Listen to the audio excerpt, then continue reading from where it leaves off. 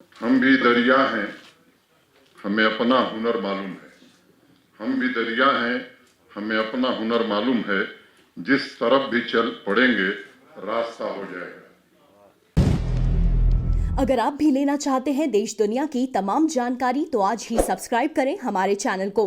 साथ ही नीचे दिए बेल आइकन को जरूर दबाएं ताकि हर अपडेट आप तक पहुंच सके।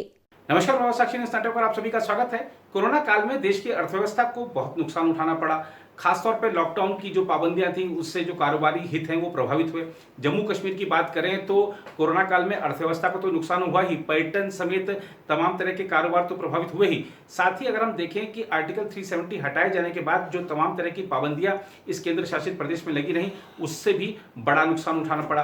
अब जो उपराज्यपाल हैं मनोज सिन्हा जम्मू कश्मीर के, उन्होंने एक बड़े भारी भरकम पैकेज का ऐलान किया है और प्रयास यह है कि पर्यटन समेत जो तमाम तरह के सेक्टर हैं, तमाम जो कारोबार हैं, उनको एक गति मिले, मंदी से सब लोग उबर सकें। प्रयास यह भी है कि जो महिला उद्यमी हैं, जो स्वयं सहायता समूह बनाकर जो लोग छोटे मोटे कारोबार कर रहे हैं, उन तक भी लाभ पहुंचे और सबको इसका पैकेज का लाभ मिले। इसके बारे में मनोज सिन्हा ने चिंता भी जाहिर की है। प्रयास भी किस तरीके से होंगे सबको लाभ पहुंचाने के, ये आने वाले दिनों में दिखेगा।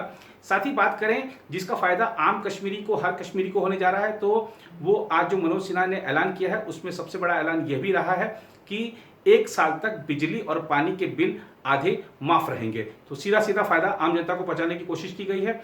आइए आपको दिखाते हैं मनोज सिन्हा ने और क्या क्या बड़े ऐलान किए हैं जिसका फायदा जम्मू कश्मीर को मिलने जा रहा है। और इस ऐलानों के ठीक बाद जब प्रभात साक्षी संवाददाता ने श्रीनगर में लोगों की प्रतिक्रियाएं जानी तो उन्होंने क्या कहा ये भी आपको दिखाएंगे। लबोलुआब लोगों की प्रतिक्रियाओं का यह रहा कि लोग जिस तरीके से पूर्व की सरकारें कहती कुछ थी करती कुछ थी, उससे लोगों को जल्दी भरोसा होता नहीं है कि आपने जो ऐलान कर दिया है वो धरातल पर उतर जाएगा। तो अभी विश्वास जीतने में थोड़ा सा समय लगेगा, लेकिन लोग इस बात को सराह रहे हैं कि जम्मू कश्मीर के उपराज्यपाल लोगों तक पहुंच रहे हैं, उनकी समस्याएं सुन रहे हैं, पैकेज का ऐलान कर रहे हैं, मंदी पर चिंता कर रहे हैं और मंदी से उबारने के प्रयास कर रहे हैं। तो आइए दिखाते हैं आपको हमारी ये खास रिपोर्ट। पिछली बार मैंने आपसे कहा था कि शनिवार को फिर मिलेंगे। बशीर बद्र साहब की एक लाइन मुझे याद आ रही है, वहीं से मैं शुरू कर रहा हूं। हम भी दरिया हैं, हमें अपना हुनर मालूम है। हम भी दरिया हैं, हमें अपना हुनर मालूम है। जिस तरफ भी चल पड़ेंगे रास्ता हो जाएगा। यहां जब 1 महीने पहले आया था तो एक विचार था कि विकास और समृद्धि का रास्ता कैसे बनाया जाए। एक नए रास्ते की तलाश में हम सब लोग मिलकर के कई दिनों तक मंथन करते रहे। उसमें एक असूल भी बनाया कि विकास के लिए भागीदारी बहुत जरूरी है। केवल सरकार विकास नहीं कर सकती, जब लोग भी उसमें भागीदार होंगे तो मैं मानता हूं कि विकास फिर सिरे चढ़ेगा। इसलिए पीपुल पार्टिसिपेशन पर हर निर्णय में हम सबने बल दिया है और इसीलिए मैं कहता हूं कि थोड़ा आप चलिए, थोड़ा हम चलते हैं। मुझे लगता है कि मंजिल जरूर मिलेगी। यहाँ की एक विशेष परिस्थिति है। पिछले अनेक वर्षों से यहाँ के जो लोग बिजनेस में हैं, ट्रेड में हैं, इंडस्ट्री में हैं, आर्टिजन्स हैं, अनेक लोगों को अनेक प्रकार की परेशानियां हुई हैं और इसलिए पीछे जब मैं उनसे मिला था, मुझे तारीख याद है, तो 18 अगस्त की तारीख है जब मुझसे कई डेलीगेशंस मिले थे और फिर हमने एक कमेटी बनाई थी। हमारे जो सलाहकार हैं श्री के शर्मा साहब, उनकी अध्यक्षता में, हमारे principal secretary finance Shri Arun Mehta और industry secretary Shri M.K. Dwivedi उसके मेंबर थे और 12 दिनों में डिफरेंट डेलीगेशन से मिलकर के इन लोगों ने 1 सितंबर को अपनी रिकमेंडेशन दी। मैं एक बात का जिक्र जरूर करना चाहता हूं जो मुझे बताया गया और मुझे लगता है कि आप मुझसे बेहतर जानते हैं कि शायद पहली बार किसी कमेटी ने टाइमली रिपोर्ट दी है, 12 दिनों में रिपोर्ट दी है। ये शायद पहली बार यहाँ हुआ है लंबे समय के बाद।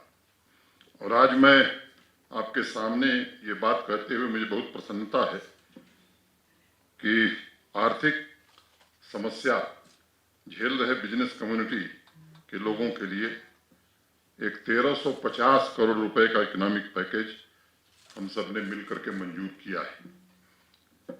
यह आत्मनिर्भर भारत अभियान जो माननीय प्रधानमंत्री जी ने घोषित किया था, उसके अलावा है। इसके साथ साथ कई बड़े प्रशासनिक मेजर्स भी हमने लिए हैं, जिससे आवाम को, बिजनेसमैन को, इंडस्ट्री वालों को, टूरिज्म में लगे हुए लोगों को, सभी स्टेक होल्डर्स को बड़ा लाभ आने वाले दिनों में मिलने वाला है।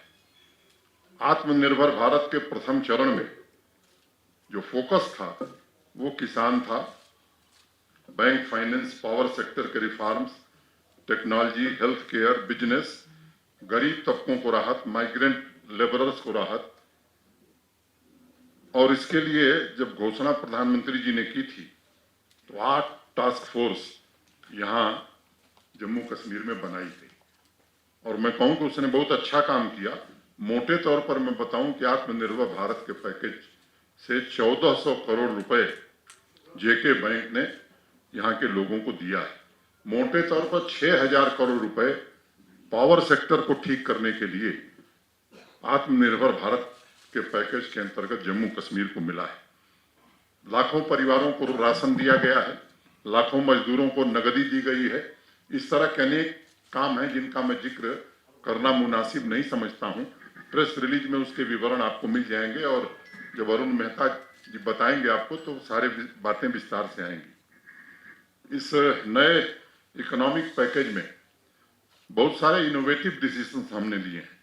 आप जानते हैं और सुनते भी होंगे कि ज्यादातर इंटरेस्ट सबवेंशन 2%, 3% दिए जाते हैं और यही लोग उम्मीद भी करते हैं।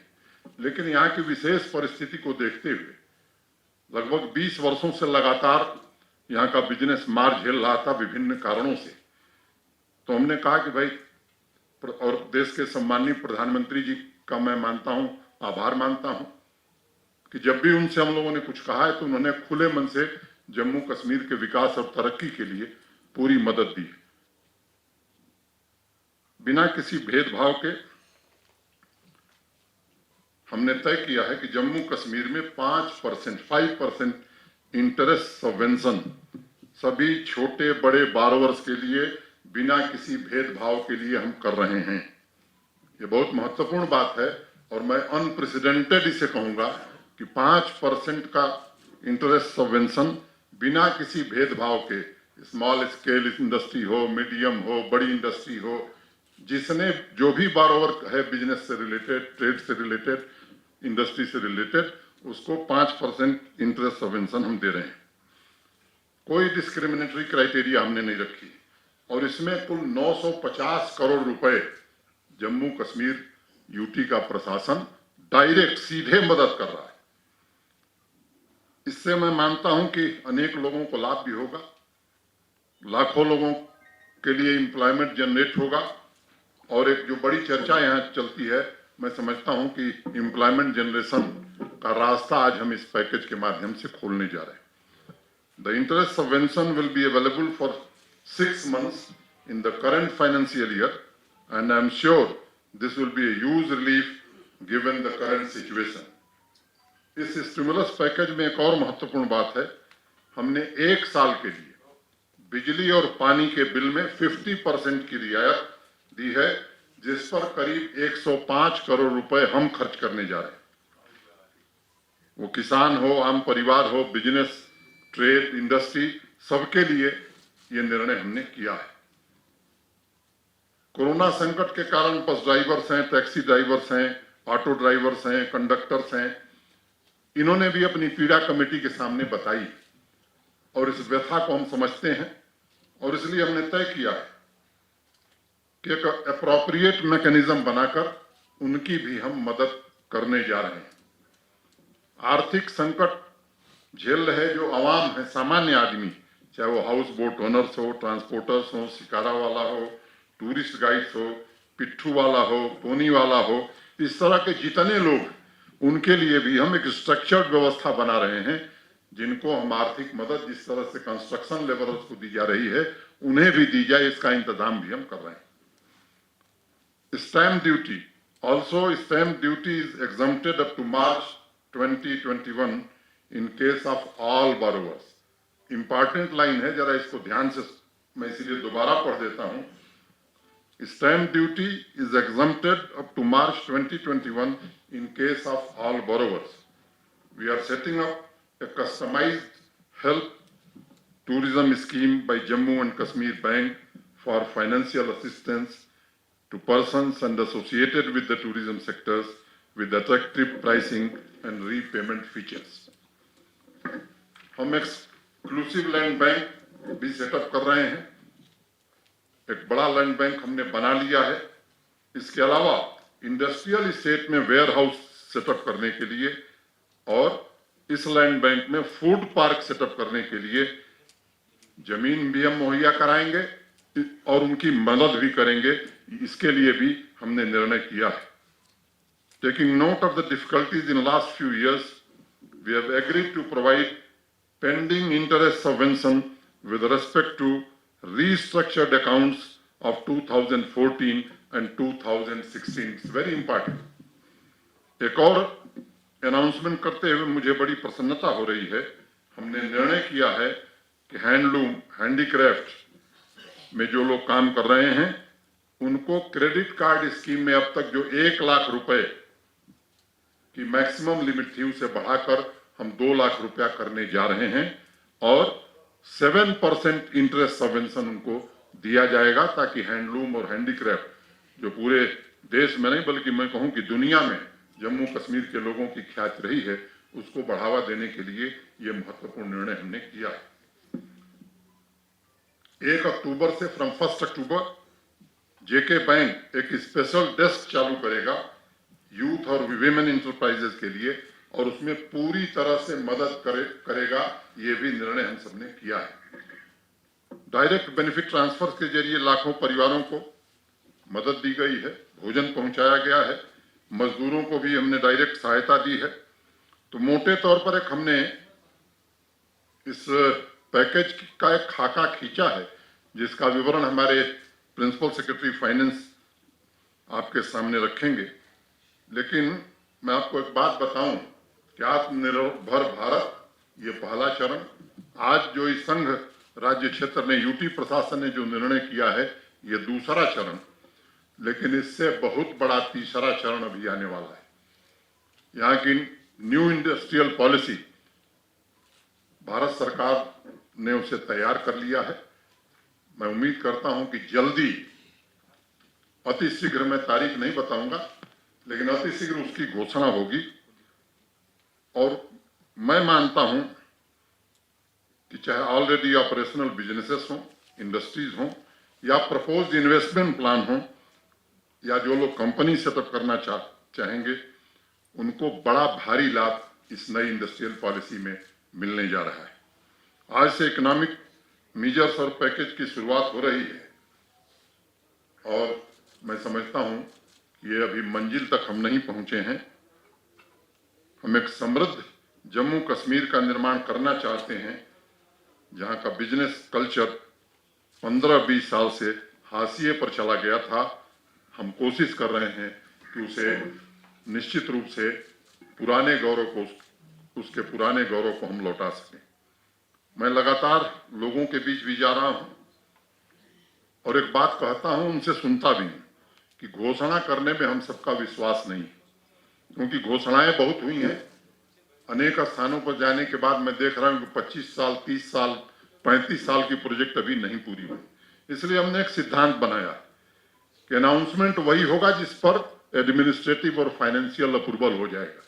कुछ समय के लिए किसी को बुरा लग सकता है, मेरे पास रोज लोग मिलने आ रहे हैं, दरखास्तें आ रही हैं कि साहब ये स्वीकृत कर दीजिए। विनम्रता पूर्वक उनसे हाथ जोड़कर मैं एक बात कहता हूं कि भाई थोड़ा समय दीजिए, होने लायक होगा तो जरूर करेंगे, लेकिन कोई घोषणा की जाए और वो न हो, मैं समझता हूं कि इससे खराब काम न प्रशासन के लिए है कोई और न अच्छे शासन के लिए। और जो अनाउंसमेंट हम कर रहे हैं, हम उसके साथ साथ लोगों को बता रहे हैं कि एक टाइम बाउंड मैनर में इसे हम कंप्लीट करेंगे और आज फिर हम दोहरा रहे हैं आपके बीच कि जो आज ये अनाउंसमेंट हो रहा है, इसके लिए हमने समय सीमा तय की है। मैं स्वयं भी मॉनिटर करूंगा, हमारे वरिष्ठ अधिकारी भी, चीफ सेक्रेटरी भी मॉनिटर करेंगे, और हम आपको भरोसा देना चाहते हैं कि जो कुछ घोषणाएं हैं इसे हम जमीन पर उतार करके दिखाएंगे। एक नए कल्चर की शुरुआत जम्मू कश्मीर की धरती पर हम सब करना चाहते हैं। And I assure you, I will ensure quality execution of all these schemes along with administrative measures. एक इंग्लैंड के पुराने सोशल थिंकर थे जॉन रस्किन, उनका मैं एक निबंध पढ़ रहा था और उन्होंने लिखा है कि quality is never an accident, it is always the result of intelligent effort and that we are trying to do. हमारी पूरी प्रशासनिक मशीनरी जी जान से एफर्ट कर रही, प्रयास कर रही, और मैं कह रहा हूं कि एक नए प्रकार का उत्साह पूरी प्रशासनिक मशीनरी में मैं देख रहा हूं। जो भी पॉलिसी बने, जो भी निर्णय हो, वो आवाम के हित में हो, जम्मू कश्मीर की भलाई के लिए हो और राष्ट्र निर्माण की दिशा में हो। इसके लिए पूरे यूटी प्रशासन प्रतिबद्ध है। हमारे पूर्व राष्ट्रपति मरहूम अब्दुल कलाम साहब कहा करते थे कि in democracy the well being, individuality and happiness of every citizen is important for the overall prosperity, peace and happiness of the nation। मैं इसी संकल्प के साथ चल रहा हूं और कश्मीरी अवाम की तरक्की और भलाई के लिए कोई कसर नहीं छोड़ूंगा। एक शेर से अपनी बात समाप्त करूंगा, फिर अरुण मेहता जी आपको विस्तार से बताएंगे। और बस 2 लाइन की शेर है, बहुत लंबा है सफर अभी बहुत दूर जाना है, बहुत लंबा है सफर अभी बहुत दूर जाना है, गर चलते रहे तो पास ही मंजिल का ठिकाना है, पास ही मंजिल का ठिकाना है। थैंक यू, धन्यवाद, नमस्कार। देखिए, जो पिछली बार में उन्होंने कहा था कि जो कमिंग डेज़ है उसमें एक बहुत बड़ी अनाउंसमेंट होने वाली है लोगों की राहत के हवाले से, और आज सुबह एक खबर आई कि 1350 जो करोड़ रुपए की जो पैकेज यहाँ के आम लोगों के लिए आई है, और साथ ही साथ एक और अनाउंसमेंट हुई है कि जो इलेक्ट्रिसिटी और जो वाटर बिल्स है उसमें 50% की रिबेट की जाएगी अगले 1 साल तक। लेकिन जहाँ तक उन्होंने भी खुद भी कहा कि हम ये बातें बोलेंगे नहीं, हम डिलीवर भी करेंगे। लेकिन जहाँ तक अभी तक बहुत सारी ऐसी पैकेज अभी तक हमारे कश्मीरी लोगों के लिए आई हैं जो खाली कागजी कार्रवाइयों तक ही महदूद रही है, ग्राउंड लेवल पे उनको काफ़ी कम देखा गया। अगर वाकई ये यहाँ के लोगों के लिए सीरियस है तो वाकई इस चीज़ को ग्राउंड रियलिटी पे डिलीवर करेंगे। और हाँ, एक अच्छी खबर ये है और लोगों की राहत ये है कि वाकई अगर 50% रिबेट जो है, डिस्काउंट जो है इलेक्ट्रिसिटी और वाटर बिल्स में उन्होंने किया है जनरल पब्लिक के लिए, तो अच्छी खबर है यहाँ के आम लोगों के लिए। लेकिन मेन बात वही है कि इसको ग्राउंड लेवल पे इम्प्लीमेंट करना है, न कि कागजी कार्रवाइयों में ही महदूद रखना है। देखिए, जो आज जो एलजी मनोज सिन्हा साहब ने जो ये पैकेज अनाउंसमेंट किया है 1350 करोड़ की, आई वेलकम इट। और जो उन्होंने पावर और बिजली और पानी का जो फीस 50% किया है, I also welcome that. But अब ज़मीनी सतह पे क्या होगा अल्लाह बेहतर जानता है, क्योंकि यहाँ पे हर कोई पीएम नरेंद्र मोदी जी 2014 फ्लड्स के बाद यहाँ 80,000 करोड़ का पैकेज अनाउंस किया। अभी तक यहाँ पे ग्राउंड पे कुछ भी नहीं हुआ, किसी को रिहेबिलिटेट नहीं, हाँ हुआ होगा एका दुका, सबको रिहेबिलिटेट नहीं किया। सो आई होप कि एलजी मनोज साहब, अब सबको इनसे बहुत सारी एक्सपेक्टेशंस हैं। तो as a resident of Srinagar I hope कि वो रिहेबिलिटेट, मुझको भी rehabilitate, because I am also a loan borrower, मुझे भी लोन है बैंक का। मेरे लिए आज तो कुछ हुआ नहीं है, अभी आरबीआई का डिसीजन भी नहीं आया है। तो जेके बैंक वालों ने जो मुझे 6 महीने का ईएमआई था वो काट दिया, चाहे मुझे जेके बैंक में था, जेके बैंक में लोन है या किसी और बैंक में लोन है, 6 महीने का ईएमआई जो है वो काट दिया। अभी कोई डिसीजन नहीं आया है, तो यहाँ पे हो क्या रहा है समझ नहीं आ रहा है। जो जिसको मन मर्जी है वो वही करता है। जो ऑर्डर्स है, पैकेज है, सब पेपर्स पे दिखाई दे रहे हैं, on ground nothing is happening. बस मैं इतना कहना। 1350 करोड़ की बात करी एलजी मनोज सिन्हा ने अपनी प्रेस कॉन्फ्रेंस के जरिए, और उन्होंने इससे पहले भी प्रेस कॉन्फ्रेंस में कहा था कि सब कुछ मेरे डोमेन के अंदर है और मैं ही सारी प्रॉब्लम जो है सॉल्व कर सकता हूँ। लेकिन इससे पहले भी ये तो 1350 करोड़ का पैकेज है, इससे पहले 80,000 करोड़ का पैकेज, 20 लाख करोड़ का पैकेज कहाँ है वो? आप लोगों ने इससे पहले भी पैकेज अनाउंस किए, एलजी मुर्मू साहब थे या सत्यम, मैं आपको बताता चलो, इससे पहले जो हमारे गवर्नर्स थे उन्होंने कहा था कि हिस्ट्री रिवील होगी, कश्मीर घाटी के अंदर 50,000 नौकरियाँ एक साथ होंगे, जो अभी तक पूरे कश्मीर घाटी, पूरे इंडिया में कहीं पे नहीं हुआ। कहाँ है? तो वो मतलब अभी तक हमारे पूरे वादे कश्मीर के साथ केवल खोखले वादे कर दिए गए हैं। अब जाके जो ये एलजी मनोज सिन्हा साहब आए हैं, इन्होंने पिछले प्रेस कॉन्फ्रेंस में कहा कि सब कुछ मेरे अंडर है, मेरे डोमेन के अंडर है, मैं सारी प्रॉब्लम सॉल्व कर सकता हूँ और आने वाले दिनों में एक बड़ा सा अनाउंसमेंट होगा। और आज उन्होंने ये अनाउंसमेंट की है 1350 करोड़ का, जो उन्होंने बिजनेस क्लासेस के लिए रखे हैं, और साथ साथ में उन्होंने 50% डिस्काउंट दिया है अपकमिंग 1 ईयर के लिए इलेक्ट्रिसिटी बिल या वाटर बिल के लिए। मैं उनसे गुजारिश करता हूँ, पर्सनली एक अच्छा स्टेप है, कहीं ना कहीं से वादी कश्मीर के लोग या बिजनेस क्लास के लोग जो है वो राहत की सांस तो लेंगे, लेकिन केवल वर्ड्स तक ही ना रखे इसको या कागजात तक ना रखे, आगे जाके इसको इम्प्लीमेंट भी करे ताकि वाकई में वादी कश्मीर के लोग राहत की सांस ले पाए। और साथ साथ में इसके साथ स्पेशली प्राइवेट सेक्टर का खास ख्याल रखा जाए, प्राइवेट सेक्टर्स में जितने भी डिपार्टमेंट्स आते हैं उनका खास ख्याल रखा जाए। और साथ में आप लोगों के माध्यम से मैं ये ज़रूर बताना चाहूँगा एलजी गवर्नर साहब से कि गवर्नर साहब आपने लगातार देखे प्रेस एनक्लेव के बाहर लगातार प्रोटेस्ट हुए अनएम्प्लॉयमेंट के हवाले से, तो सबसे पहली बात जो मैं चाहता हूं कि आप क्लियर करें ताकि उससे लोग ज़्यादा राहत की सांस ले, वो यह है कि अनएम्प्लॉयमेंट यूथ को जो है कुछ ना कुछ उनके लिए अनाउंस करें ताकि वो जाके गलत रास्ते ना चुने। 1350 करोड़ 1.5 लाख करोड़ के नुकसान के इवज़ में मेरे को मजाक के सिवा कुछ नहीं नज़र आता। पता नहीं क्या और कैसे कैलकुलेशंस हुई हैं। 5% का इंटरेस्ट रिमिशन हमारे मसले को हल नहीं करता। ये अगर हम कैलकुलेट करें तो एवरेज बारोवर 5 से 10 लाख रुपए तक का बोरोइंग कर रहा है, जो 5,000 रुपया महीना आता है, उससे ज़्यादा हम अपने सेल्समैन को सैलरी देते हैं। एक बात 50% का इलेक्ट्रिसिटी फेवर जो है, हमने पिछले 1.5 साल में कोई भी काम नहीं किया। इलेक्ट्रिसिटी कंज्यूम हुई 100% पे होना चाहिए था, 50 पे हुआ है, ये भी मायूस कुन है। इसके अलावा जो 1350 करोड़ रुपए में हमें कैपिटल इन्फ्यूजन की ज़रूरत है, वो भी इंटरेस्ट फ्री।